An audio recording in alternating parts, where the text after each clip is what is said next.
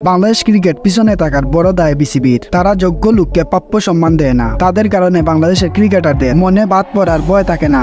সবচেয়ে বড় বিষয় হচ্ছে বিসিবি এত টাকা খরচ করার পরেও নতুন ক্রিকেটার বের করতে পারে না। তারা এত টাকা দিয়ে কি যে করে একমাত্র আল্লাহই জানেন।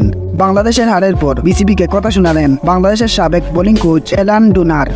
আফগানদের বিপক্ষে বাংলাদেশের ব্যাটিং দেখে হতাশ হয়েছে ক্রিকেটের সকল ভক্তরা। বাংলাদেশের বোলিং ইউনিট নিয়ে প্রশ্ন তোলার জায়গা নেই এই বিশ্বকাপে, তবে ব্যাটিং ছিল খুবই জঘন্য।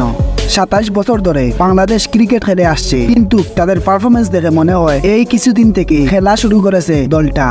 এই বিশ্বকাপে বাংলাদেশের পেস ইউনিট প্রশংসাজনক। এই পেস ইউনিটকে শক্তিশালী করার কারিগর এলান ডুনার। এবার তিনি বাংলাদেশের বাজে পারফরমেন্স দেখে মুখ খুলেছেন। তিনি বলেন, বাংলাদেশের ব্যাটিং ইউনিট খুবই হতাশাজনক, কিন্তু বাংলাদেশের বোলিং ইউনিট মোটামুটি ভালো করেছে। বাংলাদেশের প্লেয়ারদের বাজে পারফরমেন্স করার মূল কারণ হলো বাংলাদেশ ম্যানেজমেন্ট কমিটি। তাদের কারণে ক্রিকেটারদের মনে বাদ পড়ার ভয় থাকে না।